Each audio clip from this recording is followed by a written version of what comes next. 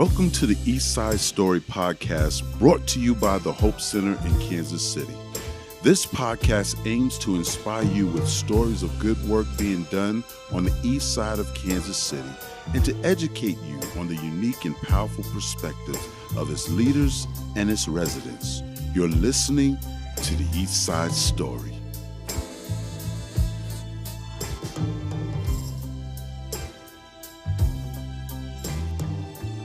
All right, welcome to the podcast, Eastside Story. Today's guest is Robert Milner, a leader in the Eastside community. We're really building this podcast to share stories of what God is doing on the Eastside and to see Robert Milner's leadership daily at Hope Leadership Academy is a sight to see. So thank you for being here. Thank you for inviting me, and feel free to call me Rob. Robert sounds so official. R-O-B. I know. R-O-B. I got you, Rob. Yes, Rob. sir. Yes, sir. Yeah. So, Rob, why don't you tell us a little bit about how you grew up, what shaped you, and then what made you want to be an educator? Okay. So I grew up in Atlanta, Georgia. Mm-hmm. My family is all there. On my father's side of the family is there. My mom's side of the family is in Detroit. I was there, born in Detroit until about 3 years old. We lived there and then moved to Atlanta. Got it. Being in Atlanta, it's a whole different world from anywhere else I've ever lived. I think to be able to see so many African Americans successful. Right. Now, don't get me wrong. You definitely have your same areas of the city where they're not as successful and there's a lot of challenge and turmoil and trial. But there's a lot of African American success in Atlanta. And I think that has really kind of molded who I am from very young beginnings. When I was in elementary school, we lived on the outskirts of the city. And so I went to some schools that were majority white. Right. And so in those schools, it's funny. I mean, I don't know how much you want to know, but there's a lot here. But in those schools, I had black friends, and that's where we kind of started the new Jim Crow happening in my life. Right. Where there were the accelerated classes, the average classes, and the basic classes. Right. And so most of my African American friends were in the basic classes or the average classes. Right. And I was in all of the accelerated classes with maybe 2 to 3 other friends that were black. Everyone else was white. Right. And so it was then that I started to see the difference and the expectation difference and the treatment difference. Right. And so when I was in those classes, I would raise my hand, try to answer all the questions. But then when I'd be around my black friends in the other classes, I'd kind of hide to the back, try to act not as smart because I wanted to fit in with my black friends. Right. But I also wanted to excel. And so when I got to high school, I went to an all black high school, Benjamin E. Mays High School. And I was a part of a program that was you had to test into. Right. Right. And it was there that I saw African American teachers. Wow. African American principals. So what did that's a big shift. That was different. Yeah. So what did that mean to your heart to like, okay, now I see people that look like me that are now leading me? Like what did that mean? It was huge. Your life? Yeah. It was huge because I had never seen that. Now in my family, all my family on my dad's side, educators. My grandmother, educator. My dad, educator. My aunt, like all of them, teachers. It was in my blood. Right. So I was always pushed to be more and expected to be more and expected to excel. But I always saw those around me and those teaching me in schools that were white. Right. And so when I went to an all black high school that was excellent and known for academic excellence with African American teachers, it was like my mind was blown. And I think it was during those years that it solidified in me. I mean, I learned it from home, but it really solidified that I can be anything. I could do nobody can hold me back. Yes. There's nobody that can hold me back. And I've always believed that. And I think that's because of what was instilled by family, but also at Benjamin E. Mays High School. Yes. Yeah. Yeah. It's so amazing to be able to have a foundation like that where you can see black men, black women, distinguished and excellent. Yeah. That give you a foundation and a launch pad to go on and do what God has called you to do. Yep. Okay. Absolutely. So here's a question.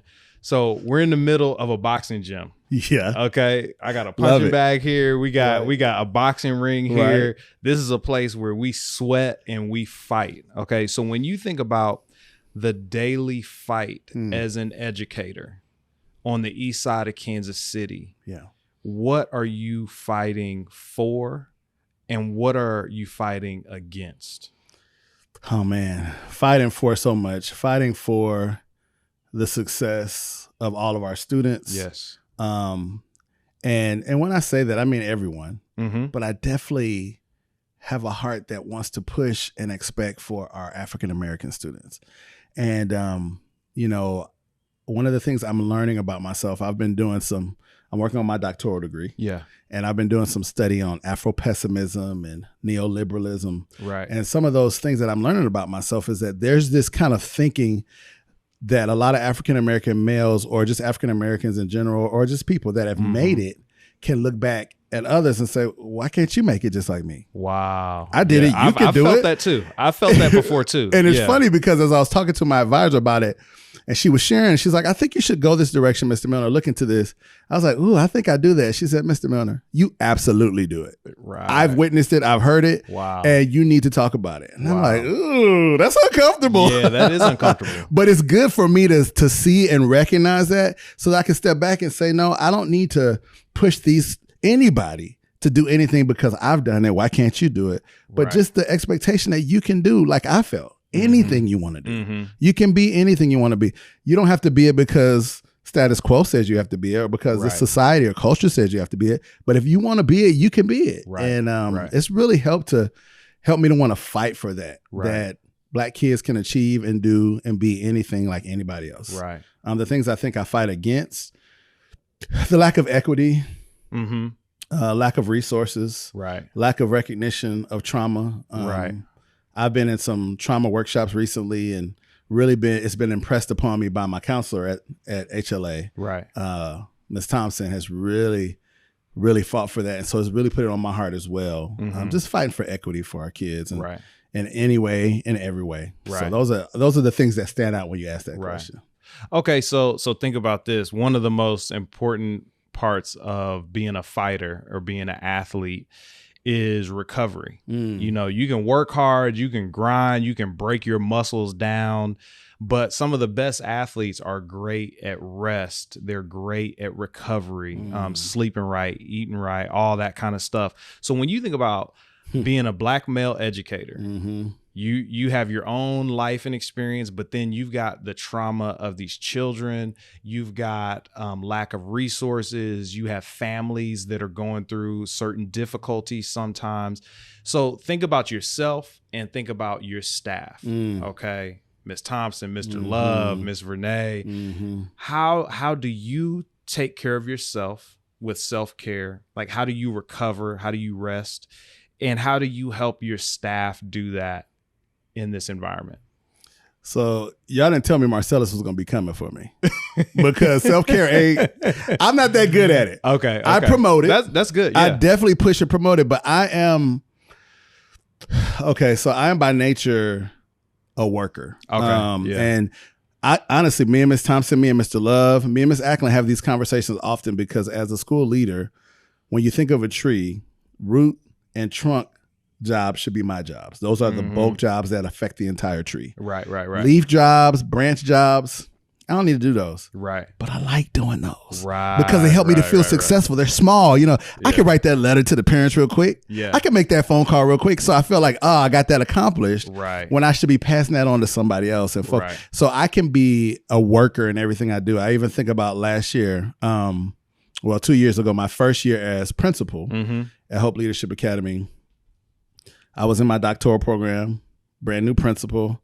I was working to join a fraternity, Alpha Phi Alpha Fraternity Incorporated. Right. And then looking towards becoming an alderman in Riverside. Right. And that's a lot. And my wife was like, what are you doing? Right. But I think that's just my nature. Like once I accomplish or finish one thing, I know I'm going to add something else to my plate because I do like to go. And so self-care is something I have to be very intentional about. Yes. And I have to be reminded at times. Yes. Because I do get, like any human being, at a point where I can feel overwhelmed or like, man, how am I doing all this stuff? But I think for me, self-care looks like spending time with my family. Yes. And I love seeing you do that. I see that on Facebook and what you post about being with your kids and their sports and things like that. I love seeing that. And go ahead and say it. The TikToks, you see those too. Yeah, the dancing, yeah. But those are things that give me self-care. So going on vacations, I love those kind of things, getting out, doing stuff. But I don't think I do enough of it. I think I should do more of it. Right. When it comes to my staff, I definitely encourage self-care. Yes. I encourage people. You can ask Miss Renee. I encourage her. You don't take days off. When you going to get a day off? Yeah. I think people need a day off. Yeah. They need a day off every month or so to breathe, to think, to recoup. Yes. So I'm working on that for myself. But it's funny. I look for more for others than I do for myself. Yeah.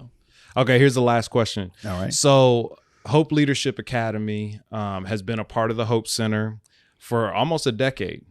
And when the school first started in the neighborhood, there weren't many schools in the area for our youth to attend. But now the market has kind of been inundated with new charter schools. KCPS has launched new schools in this area. So in some ways, I'm sure you kind of feel some competition for the student population that exists on the east side right here in this neighborhood. So my question to you is, what sets Hope Leadership Academy apart from the other charter schools and the other public schools right here on the east side of Kansas City? That's a great question.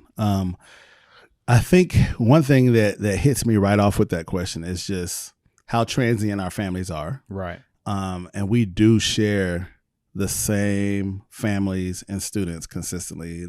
We pass them around. You know, they may be at Genesis, or they may be at Lee A. Tolbert, or they may be at Hope, or they may be at Southeast. You know, they may go anywhere within these boundaries because there's so many choices. Right. And they have. They've gone to all of them, most of them. But I think the thing that stands out about Hope Leadership Academy is, one, we do have Black male leadership. Right. And that's not consistent. You know, if you look for that, it's rare to find. But I also think the family feel, the family culture, the environment of love that we've created, I think Mr. Love has really helped me to foster that in our school. Yes. And with our leadership team, we have really, to be honest, done a good job at creating family type feel in the building. Yes. And I think some of the families that come over, they mention that, they talk about that, man, they experience that. When you walk in the building, you feel this. It's so encouraging. And I've had at least 2 to 3 moms last year that were going to take their kids to other schools because we end at 4th grade. Right. And so once a sibling is going to 5th grade to another school, they think, I might as well take my 1st grader, put them in the same school. Right. And I've had a couple of families that have chosen not to do that because they say, we don't want to pull them from the Black male leadership. That's powerful. The family and the leadership, we want that. So we're going to stay here. Hope we're going to do 2 schools. And so I think that's what you get when you come to Hope Leadership Academy. You get family. Yes. That's powerful. I mean, I have 4 kids, and to think about taking any of my kids to a different school, I mean, it would have to be a really, really good reason. So to hear that, that's evidence of what God is doing through your leadership and how he's impacting these kids, these families, and this community through your work. So, I appreciate man, that. we really appreciate having you. We love how you're fighting for folks on the east side, making a big difference, a big impact, and your leadership means the world to us. So I appreciate that. Thank you for this time. Absolutely. I've enjoyed it. Look forward to coming again sometime. Yes, we love it. Thank you, sir. All right. Appreciate you. Thank you for tuning in to the Eastside Story Podcast. To learn more about the Hope Center, visit us at www.hopecenterkc.org or connect with us on social media at Hope Center KC.